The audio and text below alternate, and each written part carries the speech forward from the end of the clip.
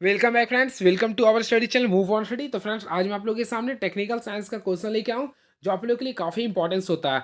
तो चलिए, मैं बहुत सारे क्वेश्चंस को आप लोग के बीच कराऊंगा और इसके साथ फ्रेंड्स, अगर आप लोग हमारे वॉइस को सुनते हैं तो आप लोग को बहुत सारे मैं कंसेप्ट को क्लियर करूंगा और आप लोग जो भी पढ़े हैं वो सारी चीज़ को मैं डॉट्स को क्लियर करूंगा और ऑपरेशन ज़्यादातर मैं क्वेश्चन को करने का प्रयास करूंगा। तो चलिए, मेरे पहला क्वेश्चन से ही आप लोग समझ सकते हैं। देखिए, मैं बताने का भरपूर प्रयास करूंगा।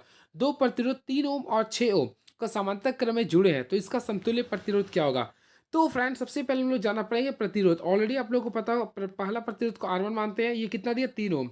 और आप लोगों को पता होगा ओम क्या होता है, विद्युत धारा का, सॉरी, प्रतिरोध का ऐसा यूनिट था। उसी प्रकार हम लोग R2 मानेंगे। क्या दिए, 6 ओम दिया। क्लियर है। हम लोग यहाँ पे अगर फोकस करते हैं तो समांतर क्रम में जोड़ रहा। किस क्रम में, समांतर क्रम में, यानी इसे इंग्लिश में बोलते हैं पैरेलल क्रम। तो R1/RP का फॉर्मूला निकालना है। तो ये अगर आप लोग सॉल्व कीजिए तो 1/R1 + 1/R2 इसको यूज करना पड़ेगा। क्लियर है। और फ्रेंड, इसे शॉर्टकट अगर आप लोग कीजिएगा, देखिए मैं आप लोगों को बताना चाहता, अगर शॉर्टकट निकालने का प्रयास करते हैं तो दोनों R1 और R2 को मल्टीप्लाई कर दीजिए। क्लियर है। और दोनों को ऐड कर दीजिए, यानी कि R1 + R2 कीजिए। अब अगर आप लोग इसे मल्टीप्लाई करते, देखिए 6 को 3 से मल्टीप्लाई कीजिए तो कितना है, 18 आ जाएगा। और दोनों को ऐड कर दीजिए। 6 और 3 और 6 कितना था, 9 आता है। तो इसको कीजिए, कितना आएगा, 2 ओम। तो इसका राइट आंसर क्या आएगा, ओम। 2 ओम इसका राइट आंसर आएगा, जो कि ऑप्शन नंबर अगर फोकस करते हैं तो बी में है। राइट आंसर क्या होगा, ऑप्शन नंबर बी हो गया। क्लियर है। तो इसी के अनुसार आप लोग को सॉल्व करना था। तो वही फ्रेंड्स, अगर इसको बोलता है कि सीरीज क्रम में जोड़ना है तो इसका फार्मूला लिखते हैं RS = 1 + R1। देखिए, ये फार्मूला था, जो भी क्रम में रहता आप लोग इसको कैड कर सकते थे। क्लियर है। चलिए, नेक्स्ट क्वेश्चन। विद्युत ऊर्जा को यांत्रिक ऊर्जा में बदलने वाले यंत्र को क्या कहते हैं। तो ऐसा डिवाइस जो विद्युत ऊर्जा को यांत्रिक ऊर्जा में बदल देता है उसे बोलते हैं इलेक्ट्रिक मोटर, यानी कि इलेक्ट्रिक मोटर कहते हैं। क्लियर है। इसे आप लोग ध्यान रखिएगा। और विद्युत मोटर जो होता है फ्लेमिंग वार्महर्स्ट नियम पे कार्य करता है, ये भी आप लोग को ध्यान में रखना पड़ेगा। क्लियर है।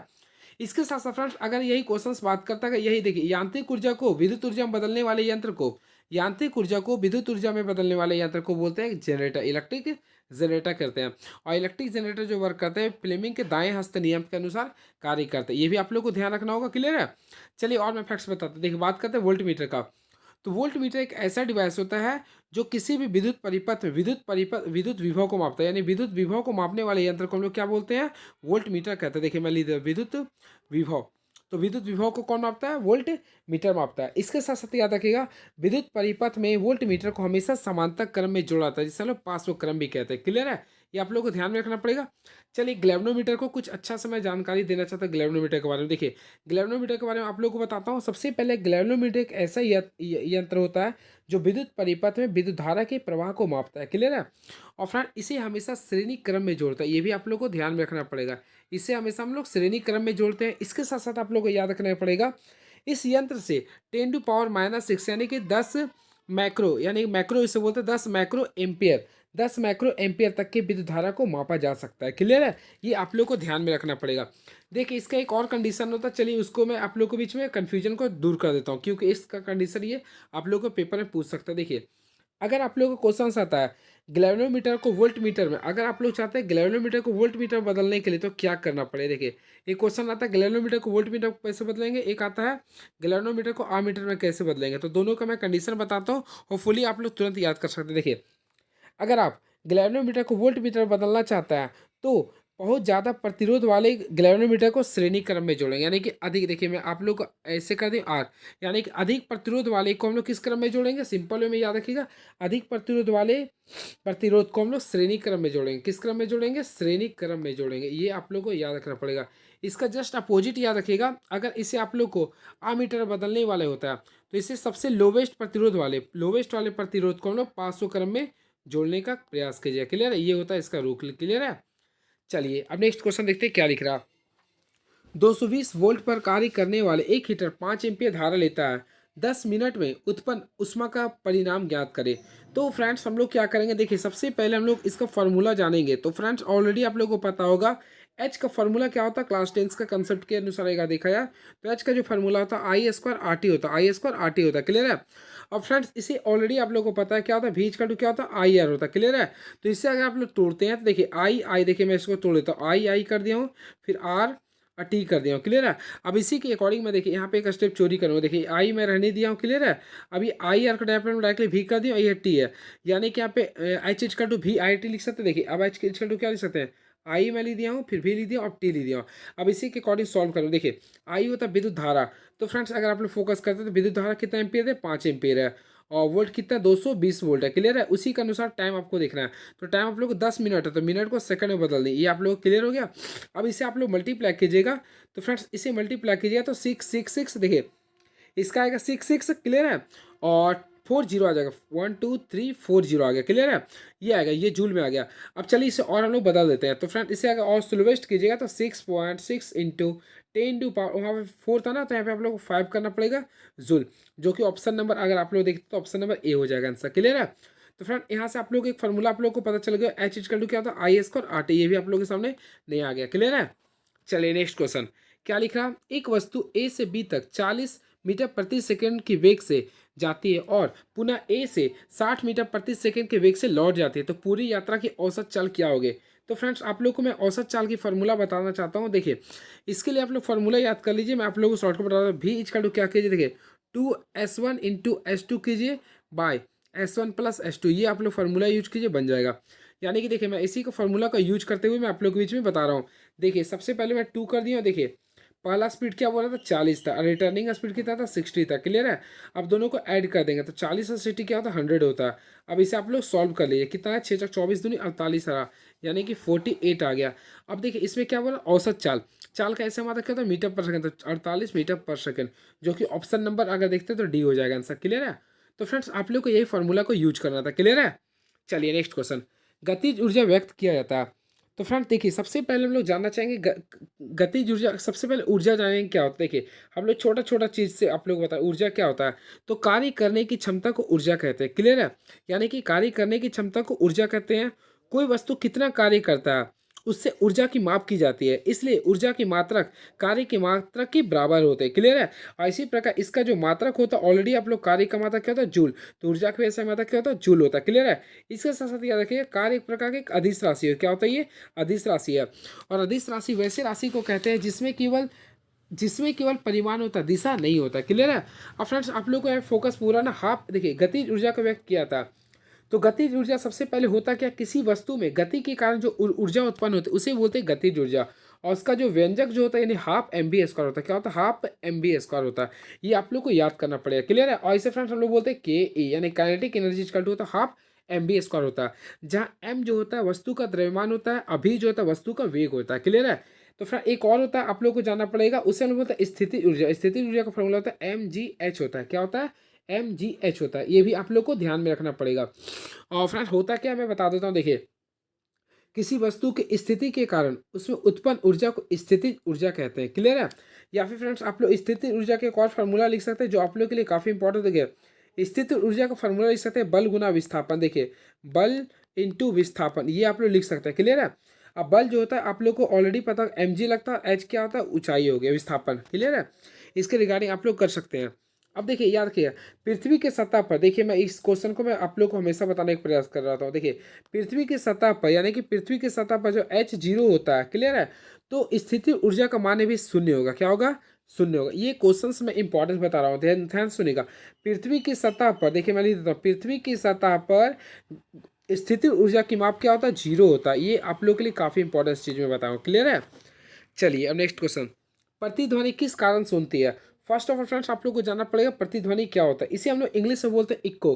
देखिए तो ये होता क्या, देखिए ध्वनि तरंगों के प्रवर्तन के कारण सुनाई देते हैं, यानी ध्वनि तरंगों के प्रवर्तन, ऑप्शन नंबर ए हो जाएगा। तो ध्वनि तरंगों के प्रवर्तन के कारण इक्को ध्वनि सुनाई देती है। क्लियर है। अब मैं आप लोग को बताता हूँ होता क्या। देखिए किसी सतह से टकराकर ध्वनि के वापस उसी माध्यम में लौट जाने की घटना को ध्वनि का प्रवर्तन कहते हैं। यानी कि ये कोई माध्यम यहाँ से टकरा पुनः वापस आ रहा है, तो इसी घटना को क्या बोलेंगे, ध्वनि का प्रवर्तन। प्रतिध्वनि सुनने के लिए एक श्रोता, देखिए श्रोता है, और देखिए प्रतिध्वनि सुनने के लिए श्रोता एवं प्रवर्तन सतह की भी जो दूरी होना चाहिए, ये भी आप लोग याद रखिएगा। इसके न्यूनतम जो दूरी होनी चाहिए 17.4 सेंटीमीटर होना चाहिए। ये भी आप लोग को याद रखना पड़ेगा। क्लियर है। चलिए अब नेक्स्ट क्वेश्चन देखते हैं क्या लिख रहा।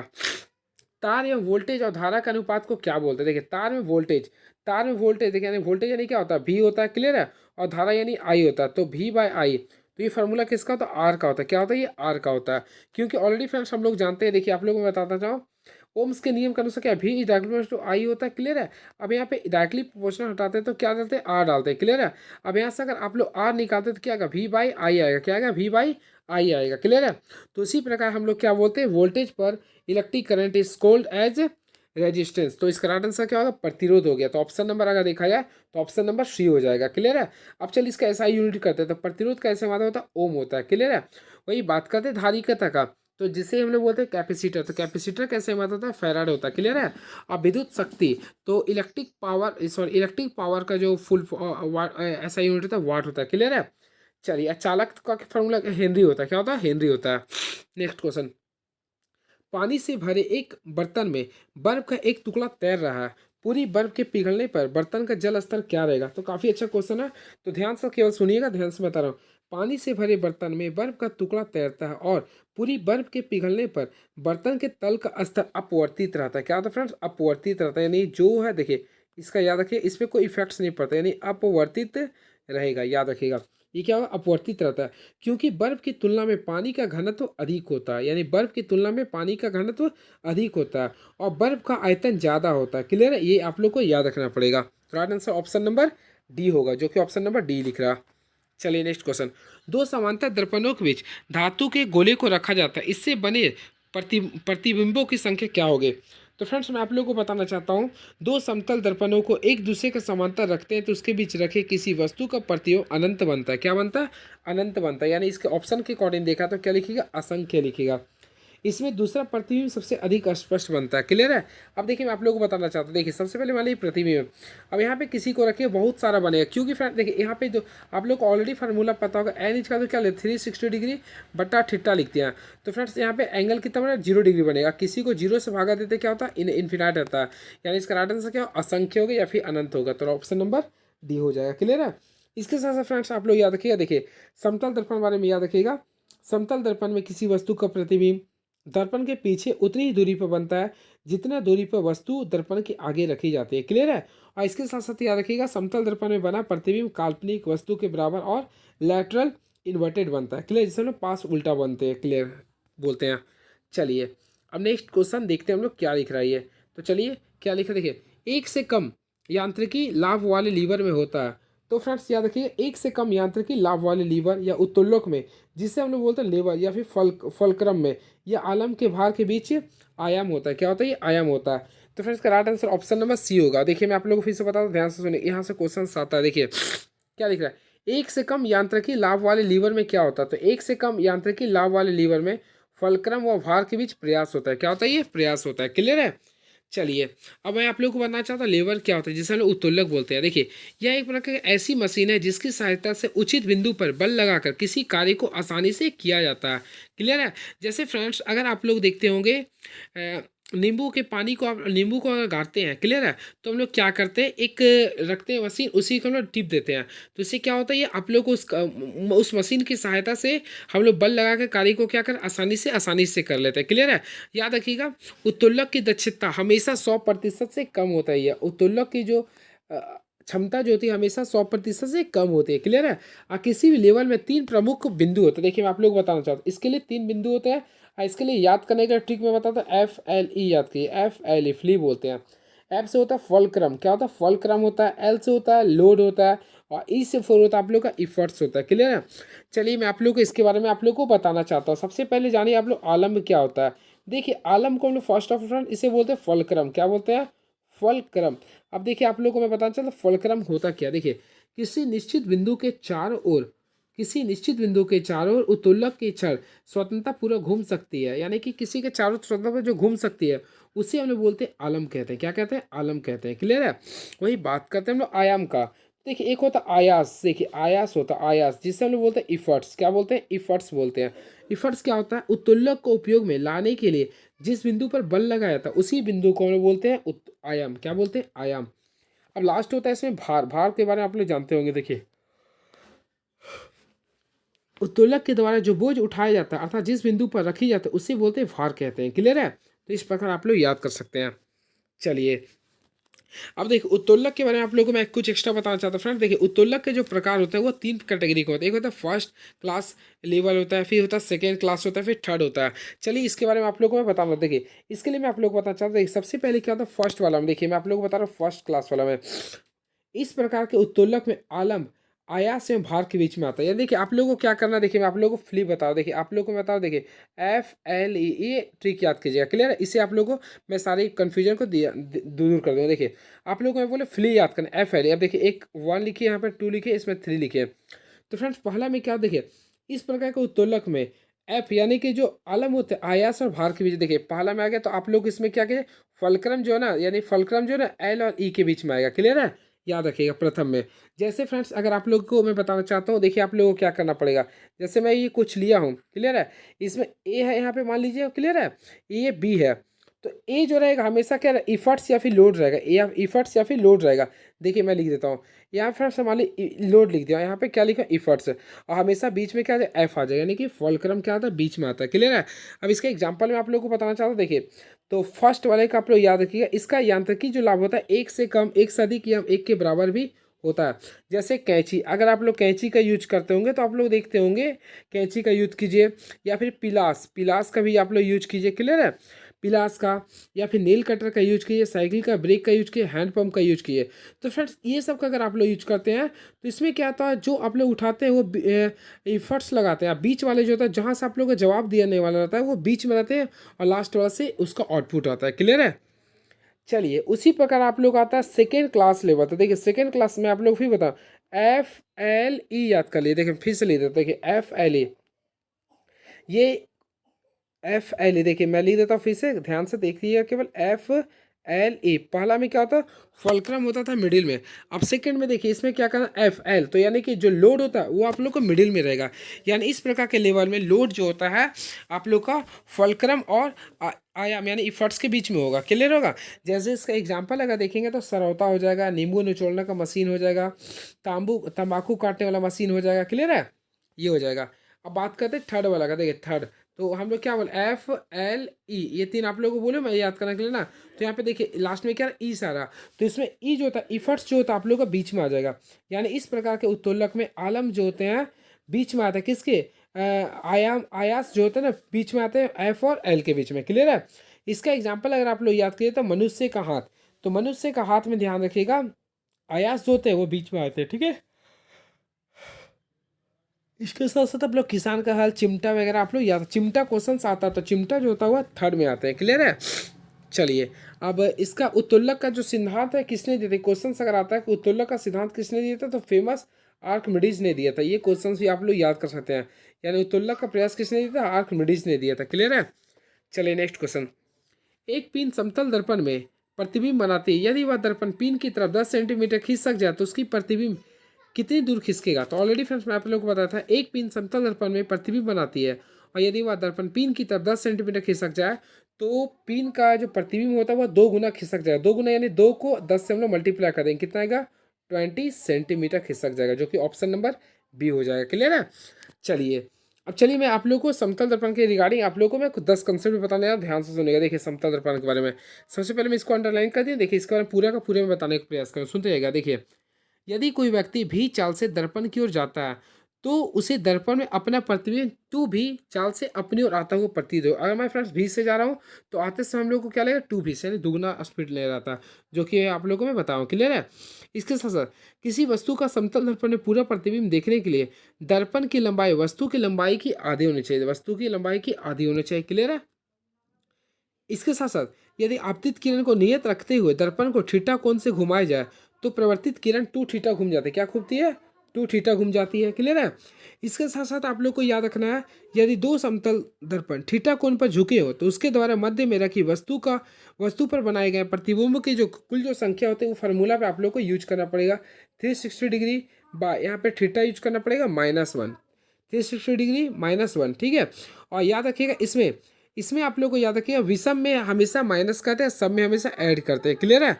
चलिए नेक्स्ट क्वेश्चन, लिफ्ट में किसी आदमी का भार कम हो जाता है वास्तविक भार से जब लिफ्ट जा रही होती है तो याद रखिएगा फ्रेंड्स, लिफ्ट में आदमी का भार कम हो जाता है जब लिफ्ट किसी त्वरण के साथ नीचे आ रहा है, यानी कि भार तभी कम होगा जब लिफ्ट किसी त्वरण के साथ, यानी किसी त्वरण के साथ नीचे आता है, यानी ऑप्शन नंबर बी हो जाएगा। क्लियर है, ये याद रखिएगा। और यदि नीचे आते समय लिफ्ट का त्वरण ए हो जाती है तो भार क्या होता है, कम जाता है। क्लियर है। उसी पर फ्रेंड्स अगर ऊपर जा रहा है तो भार बढ़ा हुआ फील होता है। क्लियर है, ये भी आप लोग को याद रखिएगा। क्लियर है। चलिए नेक्स्ट क्वेश्चन। किस रंग का तरंग लंबाई सर्वाधिक होता है? तो फ्रेंड्स मैं आप लोगों को बताना चाहता हूँ, लाल रंग। देखिए सुनिए ध्यान से, लाल रंग की तरंग की लंबाई सर्वाधिक होती है। तो ऑप्शन अगर है लाल तो आप लोग लगा सकते हैं, यानी देखिए लाल है तो लाल हो, यानी रेड में यूज कर दिए। देखिए लाल रंग की तरंग की लंबाई क्या होता है, सर्वाधिक होती है। क्लियर है। अब देखिए मैं बताना चाहता हूँ, देखिए सबसे पहले क्या होता है, एक आप लोग को ट्रिक में आप लोग को जानते होंगे, बैजानी पिनाला। बैजानी पिनाला याद करिए, या फिर VIB, देखिए VIBGYOR। अब देखिए आप लोग को ये फार्मूला याद करना पड़ेगा। देखिए सबसे पहले वी से क्या होता है, वॉयलेट होता है। क्लियर है।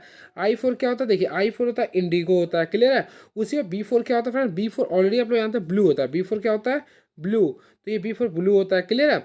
उसी में G4 क्या होता है, तो ऑलरेडी G4 क्या होता है, ग्रीन होता है। वही बात करते हैं Y4, तो फ्रेंड्स Y4 क्या होता है, देखिए येलो होता है। क्लियर है। उसी पर बात करते हैं हम लोग, देखिए O4 क्या होता है, ऑलरेडी आप लोगों को पता है। O4 क्या होता है, ऑरेंज होता है। तो देखिए मैं ऑरेंज कर दिया हूँ। और R4 क्या होता है, रेड होता है। तो ये सारे कलर आप लोग का होता है। क्लियर है, ये आप लोग को ध्यान में रखना पड़ेगा। क्लियर है।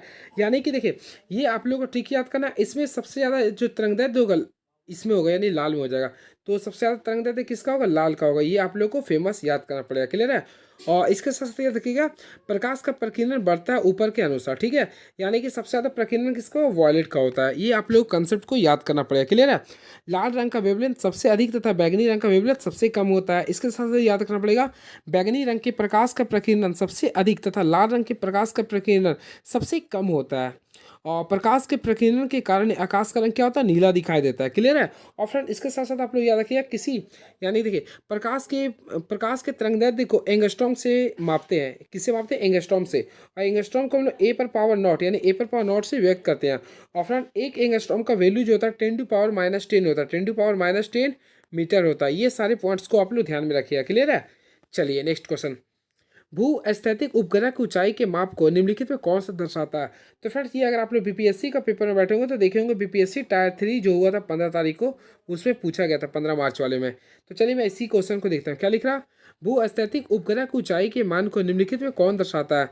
तो मैं फ्रेंड्स आप लोग को बताना चाहता हूँ, जियो स्टेशनरी सेटेलाइट की जो ऊंचाई जो होता है, यानी कि मान जो होता है 36,000 किलोमीटर होता है। कितना होता है, 36,000 किलोमीटर होता है। क्लियर है। चलिए इसके बारे में आप लोग को बताना चाहता हूँ। दूरसंचार उपग्रह भू स्थैतिक कक्षा से 3600 किलोमीटर की ऊंचाई पर स्थापित किए जाते हैं। पृथ्वी के घूर्णन काल में मेल खाने के कारण ये स्थिर से प्रतीत होता है। इसी कारण इसे भू स्थैतिक उपग्रह भी कहा जाता है। क्लियर है।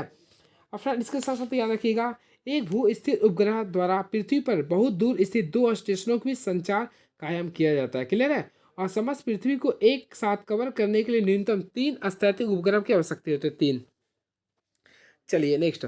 सूर्य से आने वाली अल्ट्रावायलेट किरणों को कौन सी गैस अवशोषित करती है? काफी अच्छा क्वेश्चन है। तो देखिए सूर्य से आने वाली परावैंगनी किरणों को ओजोन लेयर रोकती है। कौन सा लेयर रोकती है? Ozone layer. ओजोन लेयर रोकती है। और तो ओजोन लेयर यानी ऑप्शन नंबर ए हो जाएगा, ओजोन लेयर रोकती है। क्लियर है। इसके साथ साथ आप लोग याद रखिएगा, सूर्य से आने वाली हानिकारक परावैंगनी किरणों को पृथ्वी पर आने से ओजोन लेयर रोकता है। इसका उपयोग जल के कीटाणु रहित में होता है। परावैंगनी किरण क्या है, एक प्रकार का विद्युत विद्युत चुंबकीय तरंग। ये भी याद रखें, यानी कि अगर क्वेश्चन आता है परावैंगनी किरण क्या है, तो एक प्रकार का विद्युत चुंबकीय तरंग है। ये काफी इंपॉर्टेंट चीज है। क्लियर है।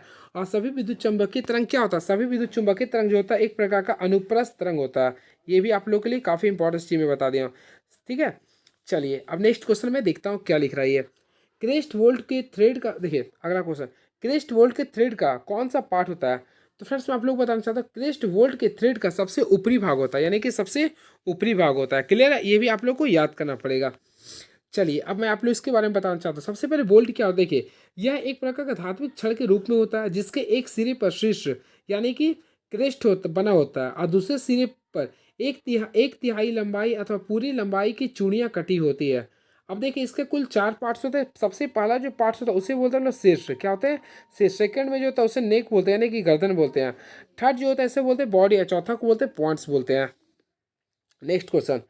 संवेग में परिवर्तन की दर को क्या कहते हैं? तो होपफुली फ्रेंड्स आप लोगों को पता होगा, संवेग में परिवर्तन की दर को बल कहते हैं। क्या होता है? ये बल होता है। देखिए मैं आप लोगों को बताना चाहता हूँ, देखिए न्यूटन के दूसरा गति के नियम के अनुसार संवेग में परिवर्तन की दर लगाए गए असंतुलित बल के समानुपाती होती है और यह परिवर्तन हमेशा बल की दिशा में होते हैं। तो फ्रेंड्स याद रखिएगा, सेकेंड यानी न्यूटन के सेकेंड नियम के अनुसार जो असंतुलित बल जो होती है वो हमेशा उसके बल जो होता है परिवर्तन के दिशा की ओर होते हैं। क्लियर है? और फ्रेंड्स इसे अगर आप लोग सिद्ध भी करना चाहते हैं तो आसानी से कर सकते हैं। कैसे कर सकते हैं? देखिए हम लोग सबसे पहले संवेग जानते थे। देखिए संवेग का फॉर्मूला ऑलरेडी आप लोगों को पता होगा, संवेग को पी से डिनोट करते हैं जिसका फॉर्मूला होता है एम बी। क्या होता है? ये एम बी होता है। तो मान लीजिए कि प्रारंभिक वेग क्या एम यू है। क्लियर है? उसी में अंतिम वेग क्या मान लीजिए एम बी मान लीजिए। क्लियर है? अब दोनों को देखिए टी समय में संवेग में परिवर्तन, तो टी समय परिवर्तन को हम लोग करना चाहेंगे तो देखिए एम भी माइनस एम यू कर सकते हैं, बाई क्या कीजिएगा टी कीजिएगा। अब इसमें हम लोग एम को कॉमन ले लेते हैं तो क्या बचेगा? भी माइनस यू बाई टी बचेगा। क्लियर है? अब फ्रेंड्स आप लोग इसमें क्या कीजिए, देखिए देखिए यहाँ से मैं एक ट्रिक सिखाता हूँ। देखिए सबसे पहले एम को मैं कॉमन लेता हूँ, भी माइनस यू बाई टी क्या होता है? ए होता है। तो फुली फ्रेंड्स आप लोगों को पता चलेगा एफ का फॉर्मूला क्या, एफ बराबर क्या होता है? एम ए आ गया। तो एफ बराबर आप लोग यहाँ से एम ए ले सकते हैं। क्लियर? यानी एफ बराबर हम लोग क्या ले लिए? एम ए ले लिए। तो ये आप लोग सीधे कर सकते हैं। क्लियर है? तो फ्रेंड्स अतः संवेग में परिवर्तन की दर को बल कहते हैं। इसका ऐसे मतलब कैसे निकालेंगे? मास का ऐसे मतलब क्या होता है? केजी होता है। और एक्सेलरेशन का क्या होता है? मीटर पर सेकंड स्क्वायर होता है। और फ्रेंड्स यही याद कीजिए, केजी मीटर पर सेकंड स्क्वायर को हम लोग क्या बोलते हैं? न्यूटन्स कहते हैं। क्या कहते हैं? न्यूटन्स कहते हैं। अगर क्वेश्चन आता है एक न्यूटन को डिफाइन कीजिए तो आप लोग ध्यान रखिए केजी मीटर पर सेकंड स्क्वायर को हम लोग क्या बोलते हैं? न्यूटन कहते हैं। क्लियर है? तो फ्रेंड्स आप लोग इतना एक क्वेश्चन में कर सकते हैं। चलिए इसके बारे में आप लोग को और क्वेश्चन बताता हूँ, ध्यान से सुनेगा। तो त्वरण, त्वरण का सूत्र क्या होता है? देखिए ए का फॉर्मूला क्या होता है? भी माइनस यू बाई टी होता है। उसके बाद शक्ति पी का क्या होता है? डब्ल्यू बाई टी होता है। ऊर्जा को मैं बता दिया था। ठीक है, चलिए नेक्स्ट क्वेश्चन। जब कोई साइकिल सवार पृथ्वी वृत्तीय पथ पर घूमता है तो वह क्या होता है? तो फ्रेंड्स आप लोग याद रखिए, जब कोई साइकिल सवार वृत्तीय पथ पर घूमता है तो अंदर की ओर झुकेगा। कहाँ पे झुकेगा? ये अंदर की ओर। होपफुली फ्रेंड्स आप लोग ऐसा प्रैक्टिस भी काफ़ी ज़्यादा किए होंगे। तो वो कहाँ झुकता? आगे की ओर नहीं है, वो अंदर की ओर झुकता है। यानी ऑप्शन नंबर सी हो जाएगा। क्लियर है? तो जब कोई साइकिल सवार वृत्तीय पथ पर घूमता है तो अंदर की ओर झुक जाता है। ऐसा इसलिए कि वृत्तीय पथ पर चलने के लिए मोटर गाड़ी को आवश्यक अभिकेंद्र बल, यानी कि कौन सी बल की आवश्यकता होती है? अभिकेंद्र बल। ये सबसे इंपॉर्टेंट होता है, यानी आवश्यक अभिकेंद्र बल की आवश्यकता होती है। ठीक है? और गाड़ी के पहिए और सड़क के बीच उत्पन्न घर्षण के बल से ही अभिकेंद्र बल उत्पन्न होता है। क्लियर है? और फ्रेंड्स आप लोग को याद करना पड़ेगा घर्षण बल। देखिए मैं लिख देता हूँ, आप लोग को बहुत सारा मैं कंसेप्ट दे रहा हूँ। देखिए घर्षण बल के बारे में आप लोग बताओ। देखिएगा, देखिए ध्यान से सुनिएगा। घर्षण बल का अधिकतम जो मान होता है म्यू होता है एम जी, ये भी याद रखिएगा। घर्षण बल का अधिकतम मान क्या होता है? म्यू एम जी, जहाँ म्यू जो होता है गाड़ी के पहिया होता है और सड़क के बीच का घर्षण गुणांक होता है। एम होता है गाड़ी का द्रव्यमान, जी होता है गुरुत्वीय त्वरण होता है। क्लियर है? और आर त्रिज्या वाले वृत्तीय पथ पर गाड़ी के अधिकतम चाल भी हो तो, अगर भी हो तो उसके लिए वैल्यू हम लोग क्या करते हैं? भी इक्वल टू अंडर रूट करते हैं आर म्यू जी करते हैं। क्लियर है? तो ये आप लोग को पूरा का पूरा ध्यान में रखना पड़ेगा। चलिए नेक्स्ट क्वेश्चन। एक माइक्रोन किसके बराबर होता है? चलिए मैं इसके बारे में आप लोगों को डिस्कस कर देता हूँ। सबसे पहले फ्रेंड्स अगर आप लोग पढ़े होंगे तो काफ़ी अच्छी बात, देखिए आप लोगों को पीसीएम यूज किया होता है, डेसी। देखिए आप लोगों को पढ़े होंगे क्लास 10th में, 12th में, डेसी सेंटी मिली। देखिए आप लोग पढ़े होंगे डेसी सेंटी मिली। उसके बाद आता है macro, deci centi milli macro. तो देखिए ये आप लोग कंसेप्ट होता है। तो डेसी में होता है 10⁻⁻1 एक जीरो होता है, सेंटी में 2 होता है, मिली में 3 होता है। उसी पर मैक्रो की बात करते हैं तो फिर डेसी सेंटी मिली मैक्रो तो यानी 6 होता है। क्या होता है? 10⁻⁻6 होता है। लेकिन यहाँ पे अगर फोकस किया जाए तो देखिए यहाँ पे बोल आप लोग का मैक्रोन किसके बराबर होता है? एक मैक्रोन किसके बराबर होता है?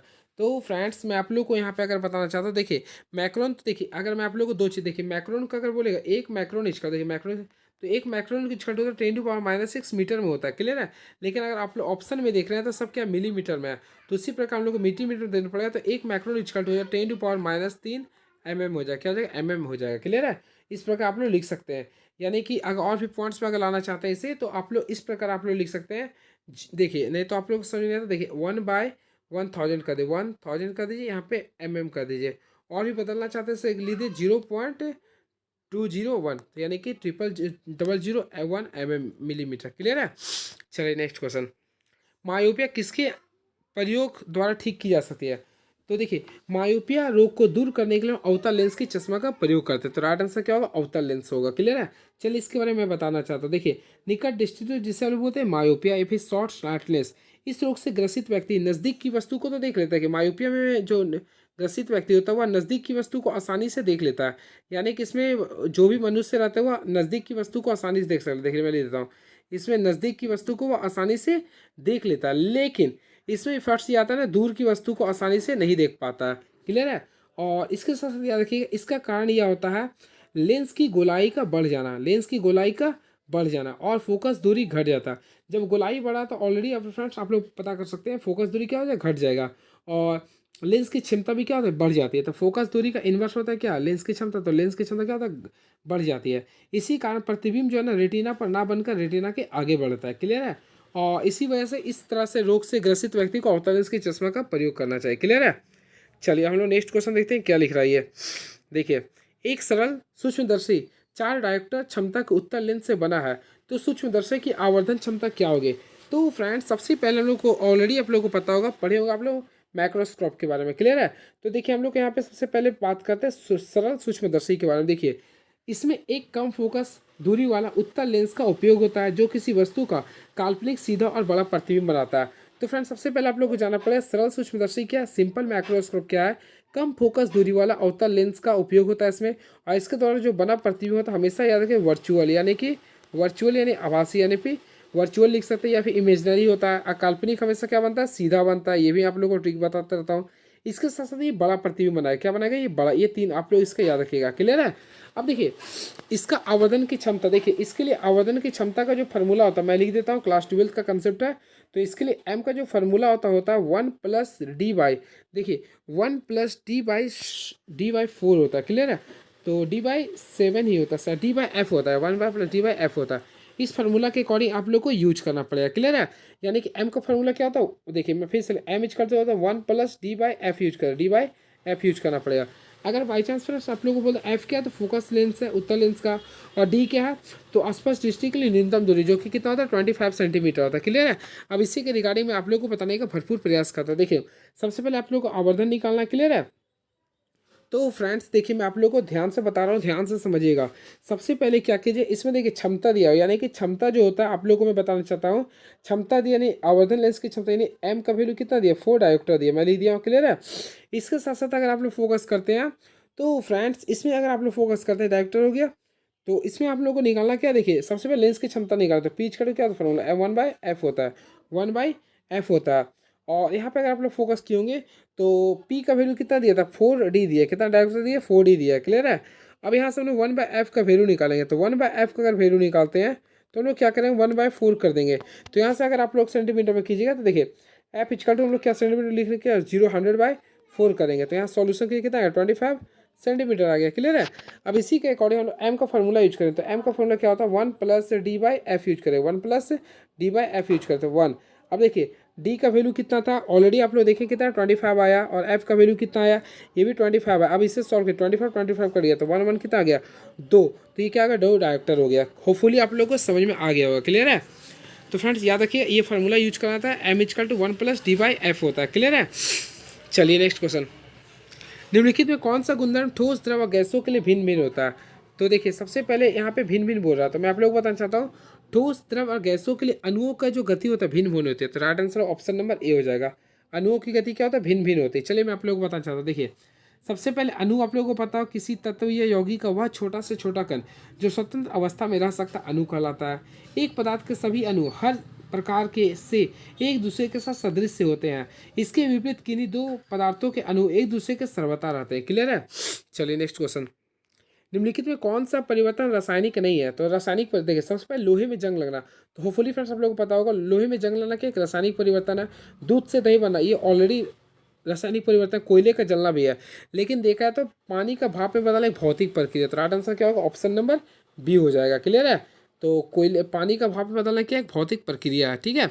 तो भौतिक परिवर्तन किसे कहते हैं, देखिए भौतिक परिवर्तन में वस्तु पदार्थ की आकृति भौतिक अवस्था में परिवर्तन होता है। क्लियर है। इससे कोई नया पदार्थ का निर्माण नहीं होता, जैसे जल का जमकर बर्फ बनना, चीनी का जल में विलयन होना। क्लियर है। बादलों का बनना, बर्फ का पिघलना। इसके साथ साथ आप लोग याद रखें यह एक प्रकार का अस्थायी परिवर्तन, देखिए ये भी क्वेश्चन आता है भौतिक परिवर्तन कैसा एक प्रकार का अस्थायी परिवर्तन है। वही बात करते हैं रासायनिक परिवर्तन का। तो रासायनिक परिवर्तन जस्ट इसका उल्टा होता है। यह एक प्रकार का अस्थायी परिवर्तन होता है। इसमें नया पदार्थ का निर्माण होता है। क्लियर है? जैसे मोमबत्ती का जलना, दूध से दही बनना, लोहे में जंग लगना, अगरबत्ती का जलना, आटे से रोटी बनाना। क्लियर है? चलिए नेक्स्ट क्वेश्चन। संतुलित रासायनिक समीकरण में अभिकारक साइड व उत्पाद साइड में किसकी संख्या समान होती है? काफ़ी अच्छा क्वेश्चन है।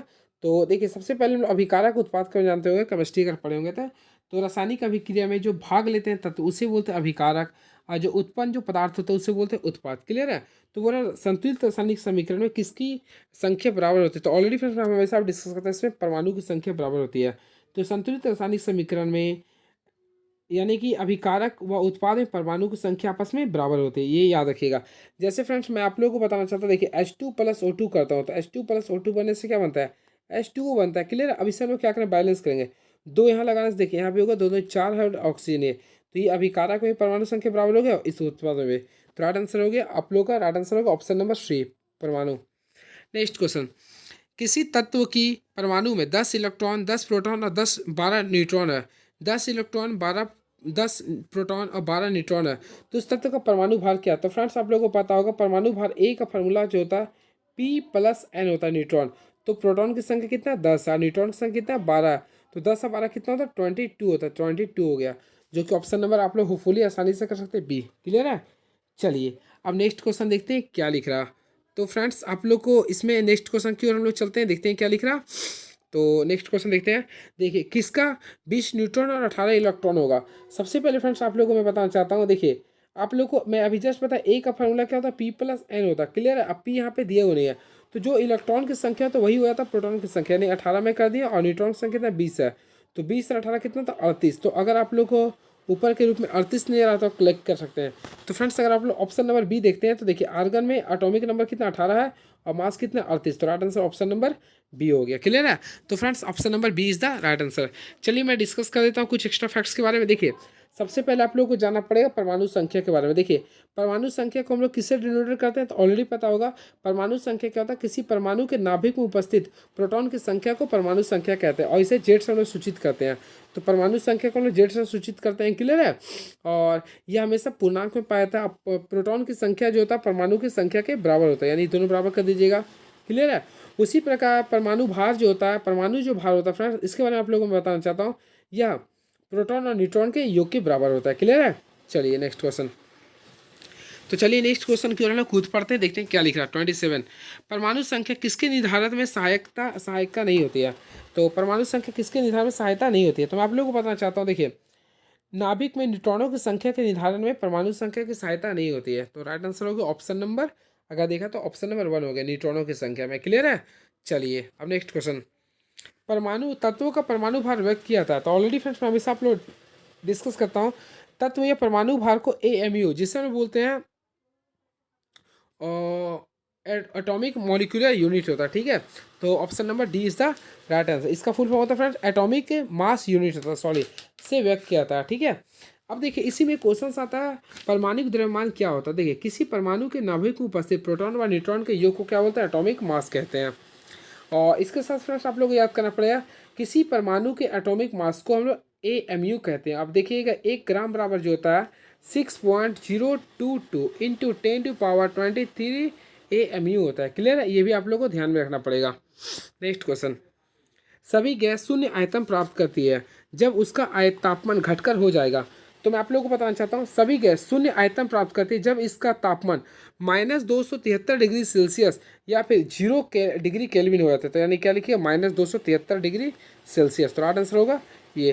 फिर से मैं बता रहा हूँ, सभी गैस शून्य आयतन प्राप्त करती है जब उसका तापमान -273 डिग्री सेल्सियस या फिर बात करते हैं 0 डिग्री केल्विन, ये अगर होता है तो वह उसका तापमान घटकर ये हो जाता है। क्लियर है? चलिए नेक्स्ट क्वेश्चन।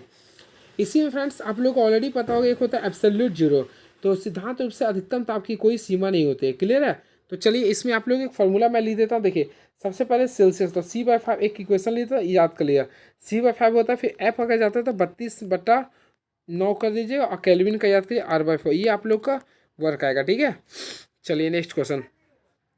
अम्ल बदलता है, तो फ्रेंड्स मेरे एक फ्रेंड है, उसका नाम है अनिल। क्या नाम है? अनिल। तो देखिए, अनिल के बारे में बता। देखिए, आ से क्या होता है अम्ल, अम्ल क्या होता है नीला को लाल करता है, अम्ल क्या होता है नीला को लाल में बदल देता है, क्लियर है। तो फ्रेंड्स अम्ल बदल देता है तो नीला को लाल में बदल देगा, तो नीला लिटमस को क्या करता है लाल में बदल देता है, तो ऑप्शन नंबर क्या होगा ए हो जाएगा, क्लियर है। अब देखिए यहाँ पे क्वेश्चन आता है अम्ल होता क्या है, तो ऑलरेडी फ्रेंड्स मैं अम्ल के बारे में डिस्कस नहीं करूँ क्योंकि होपफुली आप लोग जानते होंगे, क्लियर है। चलिए नेक्स्ट क्वेश्चन, चीनी के घोल तापमान बढ़ाने पर चीनी की विलेयता पर क्या इफेक्ट्स पड़ता है। तो मैं आप लोगों को बताना चाहता हूँ चीनी के घोल का ताप बढ़ाने पर चीनी की विलेयता बढ़ती है, चीनी की विलेयता क्या होती है बढ़ती है, तो राइट आंसर होगा ऑप्शन नंबर बी हो जाएगा, चीनी की विलेयता क्या होती है बढ़ती है, क्लियर है। चलिए अब नेक्स्ट क्वेश्चन देखते हैं क्या लिख रहा है ये, कार्बन का शुद्धतम रूप कौन सा होता है। तो मैं आप लोगों को बताना चाहता हूँ फ्रेंड, कार्बन का शुद्धतम रूप जो होता है वह होता है हीरा, क्या होता है ये हीरा, हीरा। तो कार्बन का शुद्धतम जो रूप होता है वह हीरा होता है। कार्बन का दो क्रिस्टलीय अपरूप होता है, पहला जो होता है उसे हम लोग बोलते हैं, देखिए पहला जो क्रिस्टलीय रूप होता है उसे बोलते हैं हीरा, क्लियर है। और सेकेंड जो होता है उसे बोलते हैं ग्रेफाइट, क्या बोलते हैं फ्रेंड्स ग्रेफाइट बोलते हैं, ये आप लोग को ध्यान में रखना पड़ेगा। हीरा देखिए हीरा जो होता है विद्युत और ताप का कुचालक होता है, इसके साथ साथ आप लोग याद रखिए हीरा पर अम्ल क्षार आदि का कोई भी प्रभाव नहीं पड़ता है, क्लियर है। और वायु में 800 डिग्री सेल्सियस ताप पर गर्म करने पर वह CO2 गैस देता है, क्लियर है। हीरा एक्स किरण के लिए पारदर्शी होता है। इसी प्रकार हम लोग अगर बात करते हैं ग्रेफाइट का, तो देखिए ग्रेफाइट के बारे में मैं आप लोग को दो वर्ड्स बताता हूँ ताकि आप लोग को बीच में ऑपरेशन में कर दूँ। देखिए ग्रेफाइट्स के बारे में ध्यान रखिएगा, ध्यान सुनिएगा। ग्रेफाइट की सबसे पहली जो संरचना जो होती है वह षष्ठकोणीय यानी कि हेक्सागोनल संरचना होती है, क्लियर है। इसमें इलेक्ट्रॉन मुक्त होते हैं, ये देखिए ग्रेफाइट में इलेक्ट्रॉन क्या होता है मुक्त होते हैं, यानी इसमें हम लोग हमेशा याद रखिए इसमें फ्री इलेक्ट्रॉन होता है, क्या होता है फ्रेंड इसमें फ्री इलेक्ट्रॉन होते हैं, क्लियर है। यानी कि ग्रेफाइट में फ्री इलेक्ट्रॉन होता है, इसी कारण ग्रेफाइट विद्युत का सुचालक होता है, क्लियर है। ये आप लोगों को ध्यान में रखना पड़ेगा। चलिए अब पेंसिल में जो प्रयुक्त होने वाला जो काला छड़ होता है वह ग्रेफाइट होता है, क्या होता है ये ग्रेफाइट होता है। चलिए मेरे नेक्स्ट क्वेश्चन लिख रहा हूँ, तो चलिए नेक्स्ट क्वेश्चन लोग देखते हैं आज का क्वेश्चन हमारा नेक्स्ट क्वेश्चन क्या रहा। तो देखिए क्या लिखा, निम्नलिखित में कौन सा तत्व कार्बनिक यौगिक में मौजूद रहता है। तो फ्रेंड्स आप लोग को ऑलरेडी पता होगा कार्बनिक यौगिक में मौजूद तत्व जो होता है वो हमेशा कार्बन होता है, क्या होता है ये कार्बन, तो कार्बन मौजूद हमेशा रहता है, क्लियर है। और कार्बन आवर्त सारणी के देखिए कार्बन का हम लोग निकालता था ये C6 होता है 2 और 4, यानी कि देखिए ये सेकंड आवर्त में रहते हैं, वही वर्ग की बात करते हैं 14वां नंबर वर्ग में रहते हैं, और ये पी ब्लॉक एलिमेंट्स में रहते हैं। इसकी संयोजी इलेक्ट्रॉन की संख्या 4 होती है, परमाणु संख्या 6 होती है, कार्बन अपरूपता का गुण शो करता है, क्लियर है। तो ये सारी चीज़ आप लोग इसमें याद कर सकते हैं। नेक्स्ट क्वेश्चन, पृथ्वी की सतह पर किसी पिंड का भार 29.4 न्यूटन है तो उसका द्रव्यमान कितना होगा। देखिए काफ़ी तगड़ा क्वेश्चन है ये। तो फ्रेंड सबसे पहले हम लोग को जानना पड़ेगा डब्ल्यू का फार्मूला कितना वैल्यू दिया, देखिए 29.4 दिया न्यूटन, क्लियर है। मैं लिख दिया देखिए, यानी पृथ्वी के सतह पर पिंड का भार डब्ल्यू के क्या 29.4 दिया, क्लियर है।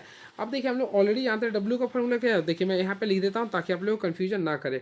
ऑलरेडी फ्रेंड आप लोगों को मैं बताया था डब्ल्यू का फॉर्मूला क्या होता है mg होता है, क्लियर है। अब देखिए m का वैल्यू कितना, डब्ल्यू का वैल्यू कितना दिया 29.4 दिया, क्लियर है। अब देखिए हम लोग को मास का पता करना है, तो मास को आप लोग निकालना पड़ेगा, जी का वैल्यू ऑलरेडी आप लोगों को पता है 9.8 होता है, क्लियर है। इसी के रिगार्डिंग अगर आप लोग m का वैल्यू निकालते हैं तो 3 kg आ जाएगा, क्या आ जाएगा फ्रेंड 3 kg आ जाएगा, क्लियर है। तो फ्रेंड्स यहाँ पे अगर देखा जाए तो ऑप्शन नंबर क्या होगा, ऑप्शन नंबर बी हो जाएगा जो कि 3 में ला दिया हूँ, क्लियर है। चलिए नेक्स्ट क्वेश्चन देखिए, 1 ग्राम वाले पदार्थ का तापमान 1 डिग्री सेल्सियस बदलने के लिए आवश्यक ऊष्मा की मात्रा को क्या कहते हैं। तो काफ़ी तगड़ा क्वेश्चन है ये, चलिए मैं आप लोगों को बताना चाहता हूँ इसके बारे में, काफ़ी अच्छा क्वेश्चन है, देखिए ध्यान से। 1 ग्राम वाले पदार्थ का तापमान 1 डिग्री सेल्सियस बढ़ाने के लिए आवश्यक ऊष्मा की मात्रा को विशिष्ट ऊष्मा कहते हैं, क्या बोलते हैं विशिष्ट ऊष्मा, यानी ऑप्शन नंबर ए होगा, क्लियर है। ये आप लोग को ध्यान रखिएगा, क्लियर है। इसके साथ फ्रेंड्स किसी पदार्थ की विशिष्ट ऊष्माधारिता ऊष्मा को ही ऊष्मा कहलाता है, क्लियर है। अब देखिए इसे न्यूटन का शीतलक नियम से द्रव की विशिष्ट ऊष्मा धारिता का मान ज्ञात करता है। तो फ्रेंड्स अगर क्वेश्चन बोलेगा द्रव्य की विशिष्ट ऊष्मा धारिता का मान किससे ज्ञात करते हैं, तो न्यूटन्स लॉ ऑफ कूलिंग, यानी न्यूटन्स लॉ ऑफ कूलिंग से हम लोग पता करते हैं, क्लियर है।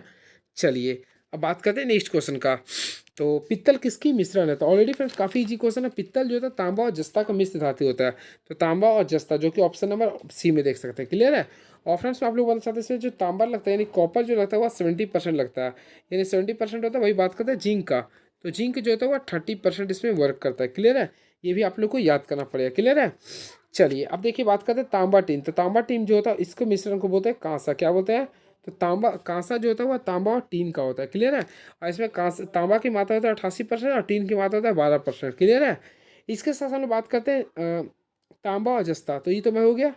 चलिए एक होता है फ्रेंड्स कॉपर और जिंक का, तो कॉपर और जिंक जिसमें होता है उस समय बोलते हैं डच मेटल। चलिए नेक्स्ट क्वेश्चन, टांका किसका मिश्रण होता है। तो ऑलरेडी फिर आप लोगों को शीशा सोसाइटी याद करें, सोल्डर शीशा शीशा टी से टीन, तो शीशा और टीन तो सीसा टीन देगा तो ऑप्शन नंबर डी में लग रहा है। क्या लग रहा है? ऑप्शन नंबर डी में। अब फ्रेंड्स याद रखिए इसमें सीसा की जो मात्रा होती है यानी पीबी की मात्रा जो होती है वह 75% होते हैं, वह टीन यानी एसन की मात्रा अगर देखा है तो इसमें फ्रेंड्स एसन की मात्रा है तो 25% होता है। कितना होता है? 25% होता है। क्लियर है? और इसके साथ फ्रेंड्स याद रखिएगा। चलिए नेक्स्ट क्वेश्चन, सोडा वाटर बनाने के लिए कौन सी गैस का प्रयोग किया था? तो फ्रेंड्स आप लोग को ऑलरेडी पता होगा, सोडा वाटर बनाने के लिए ठोस CO2 गैस का आवश्यकता होता था, यानी कि डायरेक्टली अगर लिखा जाता है आंसर ऑप्शन नंबर सी हो जाएगा, यानी ठोस CO2, ठोस होता है CO2, ठोस CO2 की आवश्यकता होती है। And very next question is now, किसी पदार्थ का गुण जो अवस्था विराम या समान गति या सीधी रेखा में परिवर्तन का विरोध करता है क्या कहलाता है? तो फुली फ्रेंड्स पता होगा, किसी पदार्थ का वह गुण जो विराम अवस्था या समान गति की सीधी रेखा में परिवर्तन का विरोध करता हुआ क्या कहलाता है? जड़त्व कहलाता है। क्या कहलाता है? जड़ता हुआ जड़त्व कहलाता है। क्लियर है? इसके साथ साथ फ्रेंड्स जड़त्व के ही नियम को बोलते हैं न्यूटन का प्रथम गति नियम। क्लियर है? चलिए नेक्स्ट क्वेश्चन, निम्नलिखित में कौन सा एक मूल कण नहीं है? तो फ्रेंड्स ऑलरेडी आप लोगों को पता होगा, मूल कण की जो संख्या होता है वह 3 होता है, प्रोटॉन इलेक्ट्रॉन प्रोटॉन और न्यूट्रॉन होता है। क्लियर है? तो इसके अलावा जो भी होता है वो मूल कण नहीं होते हैं। तो ऑप्शन के अकॉर्डिंग तो इलेक्ट्रॉन होगा, प्रोटॉन भी होगा, न्यूट्रॉन भी होगा, लेकिन ड्यूट्रॉन नहीं होता। Option number C is the right answer. Clear है? चलिए बात करते हैं, कुछ ऑपरेशन कर देते हैं ताकि आप लोग क्लियर हो जाए। इलेक्ट्रॉन, तो फ्रेंड्स इलेक्ट्रॉन के जो खोज किया था जे टॉमसन ने किया था, जे टॉमसन ने किया था।